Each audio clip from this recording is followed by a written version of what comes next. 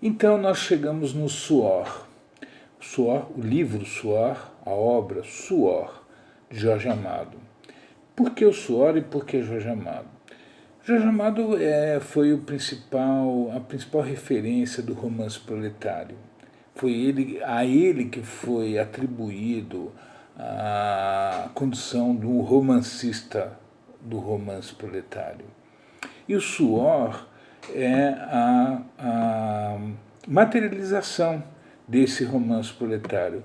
É tudo um pouco falso, porque, na verdade, o romance proletário ele foi sem nunca ter sido, né? Eu digo isso informalmente, porque não existia de fato o romance proletário. Eu já expliquei que o romance praticado como romance proletário não responde nenhuma daquelas três perguntas que eu coloquei no começo, que ele é feito por proletário, ele é lido por proletário, ele tem personagens e ambientes do proletário. Então, pelo menos uma dessas perguntas tem que ser respondidas para ser romance proletário, porque senão qual é o motivo de dar esse nome? E eu expliquei que o ambiente que é abordado nesses romances dessa época, ele é um ambiente do lumpen proletário, de excluídos, de miseráveis, né? Que é a cara do Brasil, uma cara oculta do Brasil, e é revelada nesse momento, começo dos anos 30. E o Jorge Amado é o protagonista desse movimento. Ele é protagonista não só porque ele escreveu 3 obras em 4 anos, né? Entre 31 e 34, né? País do Carnaval, Cacau e Suor. Em 35 ele escreve o Jubiabá, eu vou falar rapidamente do Jubiabá. Mas esses 3 livros, ele tinha de 19 a 23 anos, e ele não só tem uma produção literária boa e faz sucesso, né, nesse ambiente propício da indústria nascente editorial, como também ele tem uma grande atividade, ele ocupa um espaço nesse ambiente escrevendo. Ele tem uma grande atividade de artigos em revistas literárias e jornais mesmo, diários, que abriam espaço para a literatura, né? Isso faz parte da minha pesquisa. Nessa época eu identifiquei, cataloguei 200 artigos dele sobre ele. Ele era um protagonista mesmo. E aí, como ele tem essa proposição e é marcado pelo romance proletário, acaba ele sendo o personagem principal, assim como Michael Gould é a referência do romance proletário nos Estados Unidos e no mundo, né? Porque ele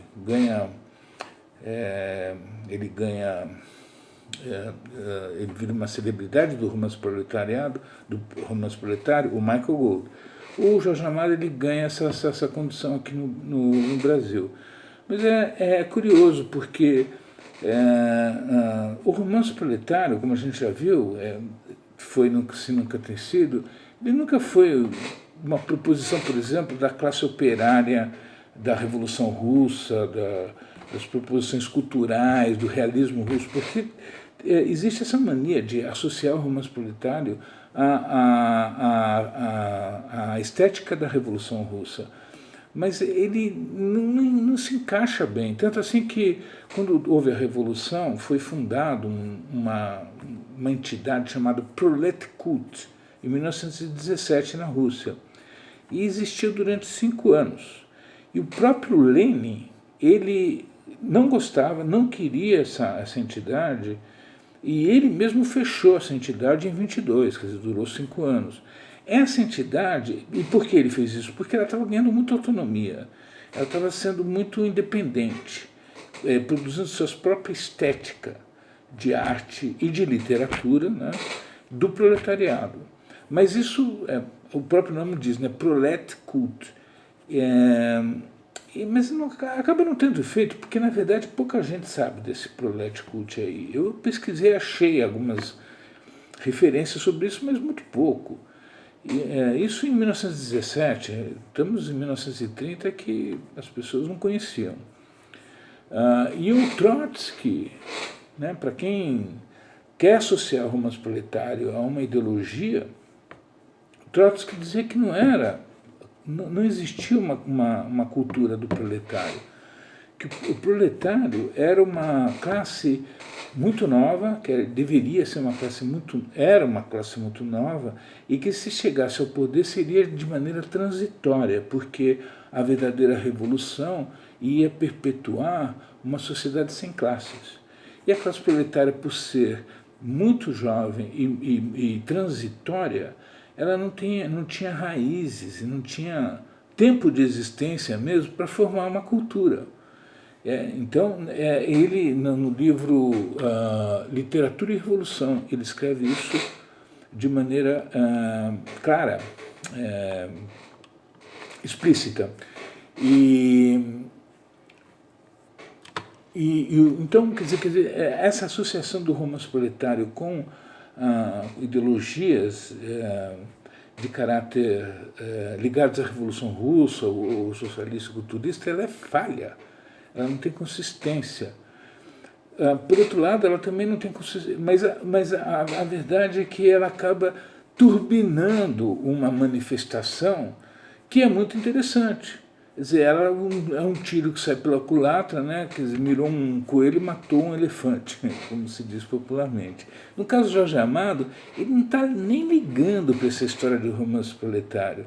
Ele fala, assim, no romance que é antiburguês, que é também uma incongruência, porque o romance, a natureza do romance é burguesa.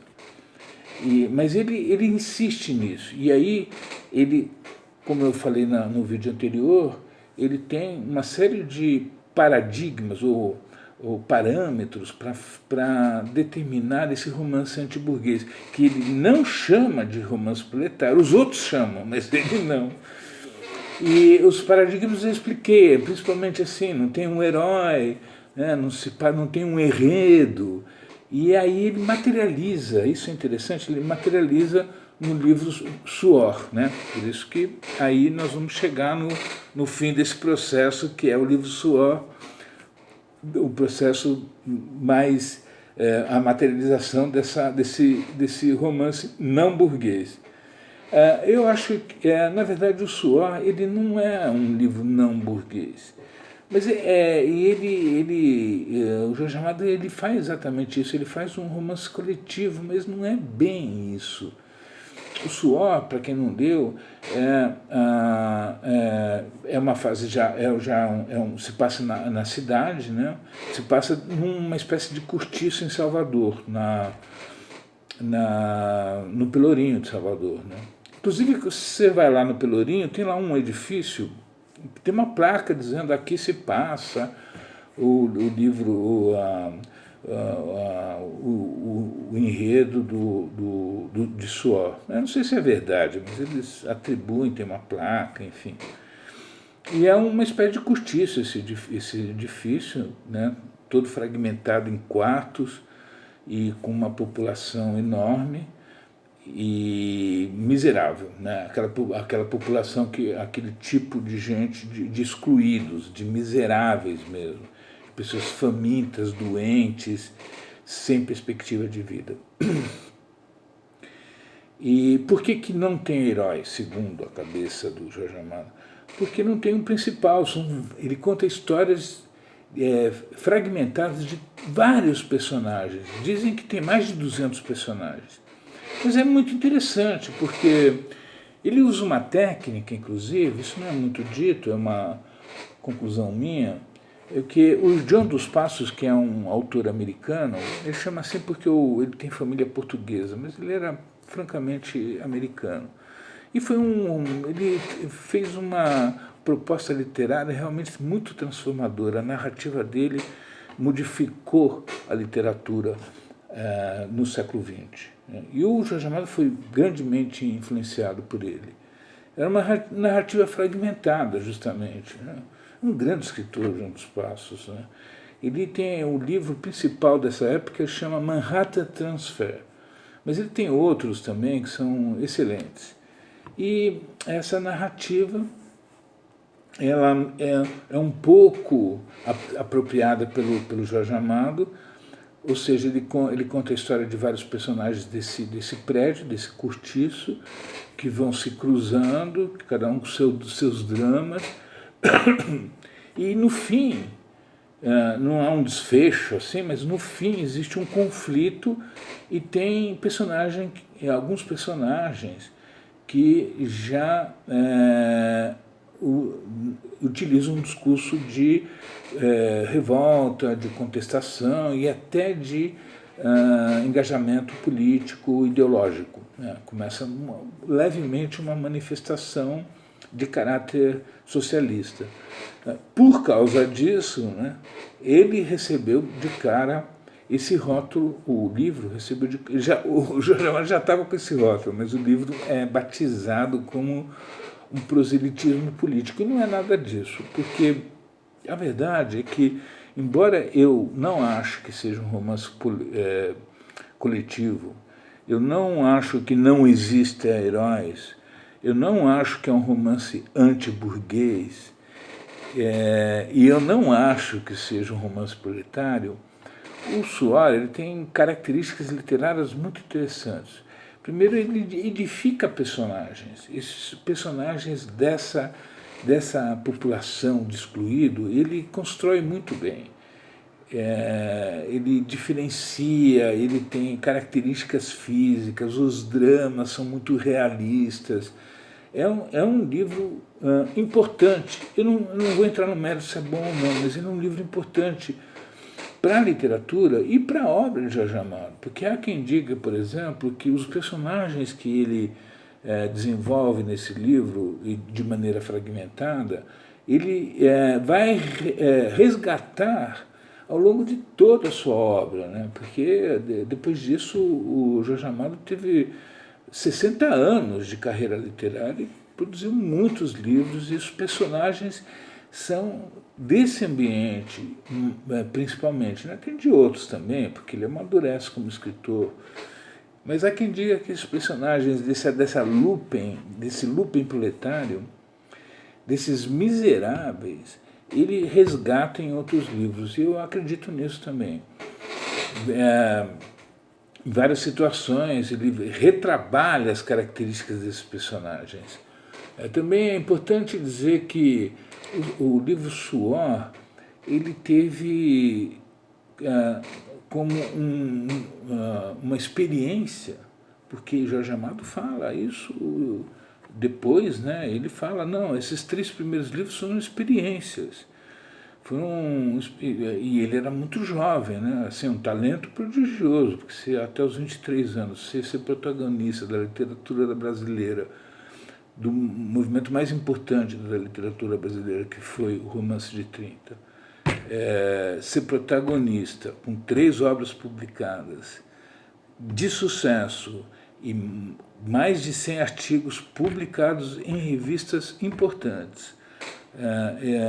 Eu fiz um levantamento que o Jorge Amado, ele ao longo desse tempo, e depois também, mas estudando só esse tempo, ele é citado praticamente toda semana. Tem uma citação sobre ele, que ele foi júri, que ele foi viajar, que ele foi preso, todo tipo, né? Ele também é uma figura, uma celebridade.